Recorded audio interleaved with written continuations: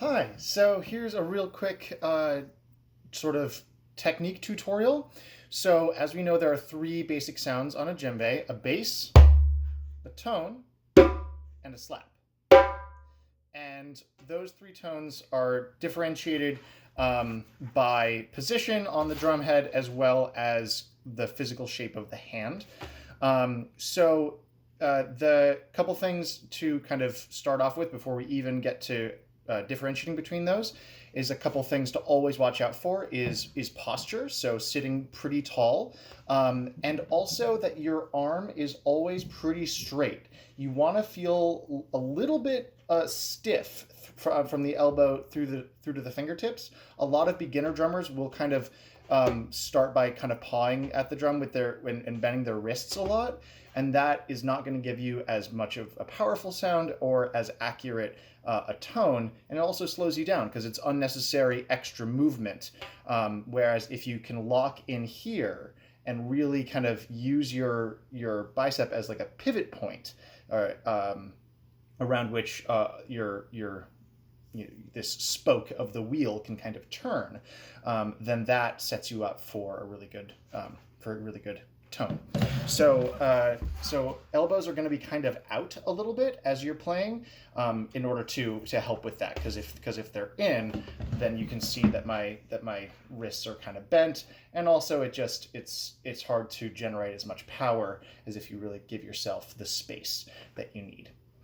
So with all that said, a bass is in the center of the drum, fingers closed, and bouncing off the drum, always bouncing like a trampoline.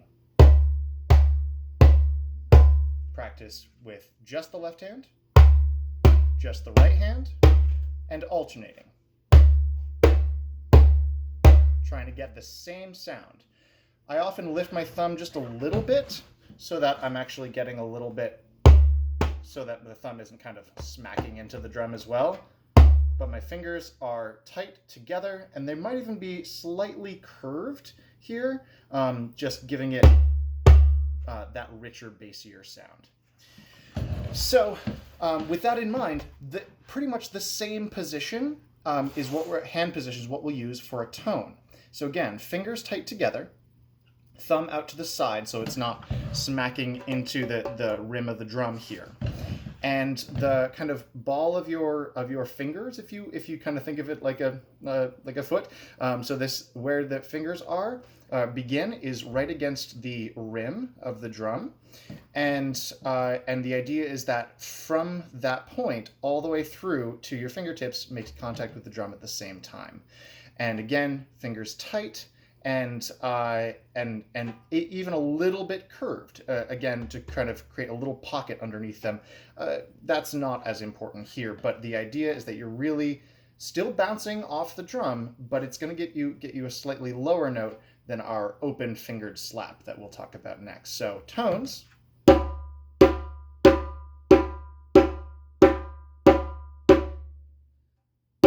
So I'm making contact with the drum with all of this at the same time. That's really important. Now you can slide your hand a little bit further forward so that the rim is sort of here.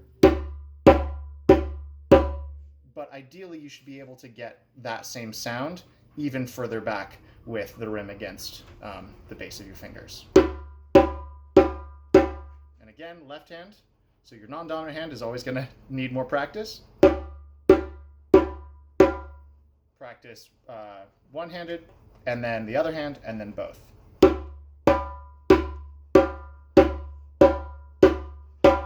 And you're gonna want to aim for a not super ringy sound. It should sound kind of low and sort of like a lower woodblock, rather than something that's very ringy. So finally, moving on to slaps. Again, there's multiple right ways to do this, and some people will say that you can slide your fingers even further back. That's definitely a quick and easy way to get a differentiated tone and slap, if tone is sort of further towards the center and slap is further back. But really, ideally, your hands are gonna be in the same position on the drum for tones and slaps. So with a slap, your fingers are open a little bit, and you might even angle your hand back just a little bit so that there's space underneath these fingers. And what that'll do is that'll mean that as you come down, that those pads of your fingers are of your palm, really, those pads of your palm are going to make contact with the rim first, and that's going to create sort of like a slapping motion as your fingers don't have anything to stop them while the rest of your hand stops, and that'll give you a really clear, crisp, high slap sound. So tones, slaps. And so again, practice with both hands, and then alternating. And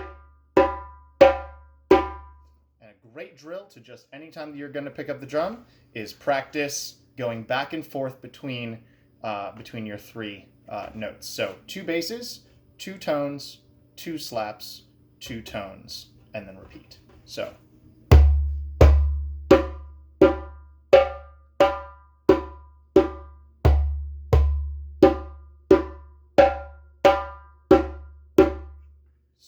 Start with the right hand, and then start with the left hand. So left hand begins now.